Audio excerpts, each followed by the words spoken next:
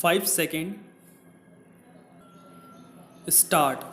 Mr. Chairman, I rise to support the resolution which my honorable friend has moved in this House. While doing so, I do not agree with all the arguments that he has advanced in support of his resolution. He has given certain impressive figures to show how our budget is expanding year by year and how the national debt is rising both in absolute terms and in per capita terms. It is true that our budget is expanding and our national debt is rising, but it would be difficult to argue that the expansion of the budget and the increase in our national debt are dangerous evils in themselves. We have to realize that after India became independent, very many states have undertaken certain responsibilities which were not considered to be normal government responsibilities during the British regime. We have now undertaken the responsibility of expanding our economy at a very fast rate, and I hope it is the policy of the nation as a whole that in order to expand economic activities at a rapid rate, it is desirable that the government itself should undertake certain responsibilities in this matter. It is now, I hope, a policy which is agreed to by all the sections of our people that the public sector has to expand very fast in order that this responsibility might be discharged adequately by the government. If the public sector is to expand, obviously the budget has to expand simultaneously with it because the various government departments are responsible for controlling and managing the concerns in the public sector. If the public sector is to expand, it is also quite natural that the national debt should rise because it is only by raising capital in the market that the government is in a position to establish and run concerns in the public sector. Government as such has not got any capital of its own which it can plug back into various concerns, first for establishing those concerns and then for running them.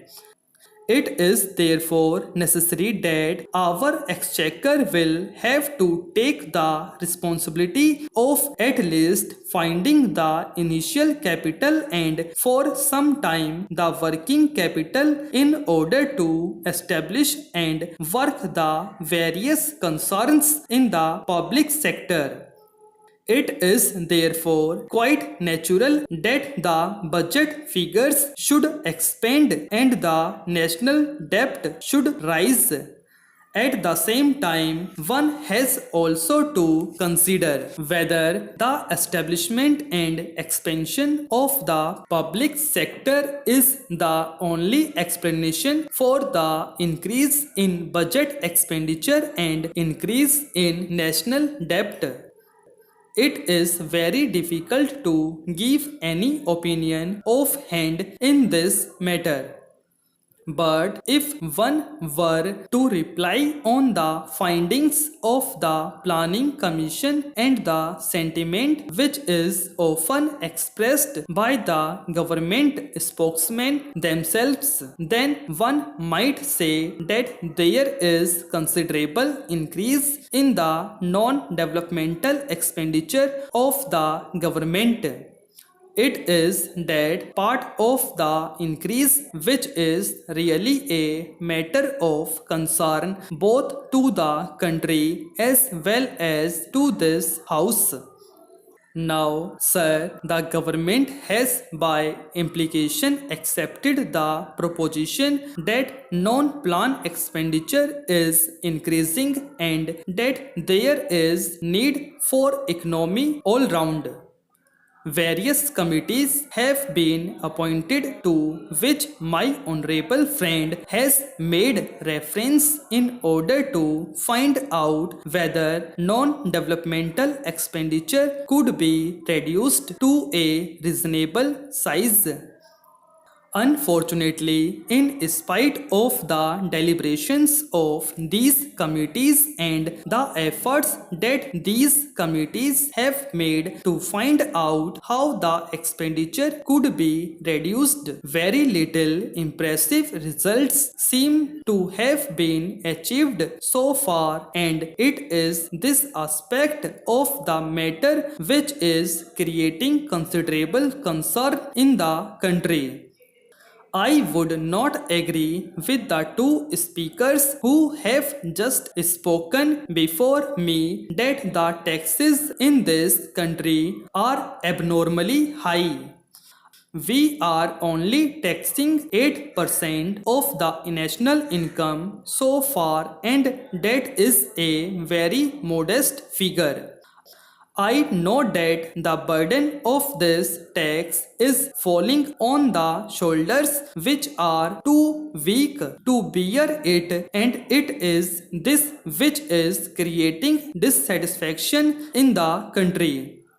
There is considerable scope for reconsidering the entire tax structure in our country to see that the taxes are so distributed that those who are able to bear the burden thereof are really taxed much more than those who can ill afford to pay these taxes. At the same time, as far as the percentage of national income is concerned, the taxation is not very high and there is scope for further increase.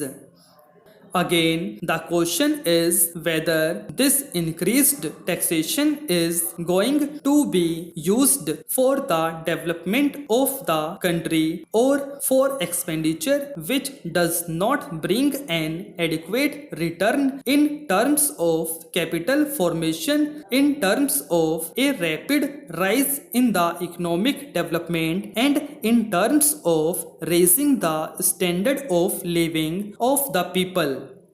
In this connection, it is very natural to note that when there was a strike notice given by the central government employees, the government was not happy. Stop.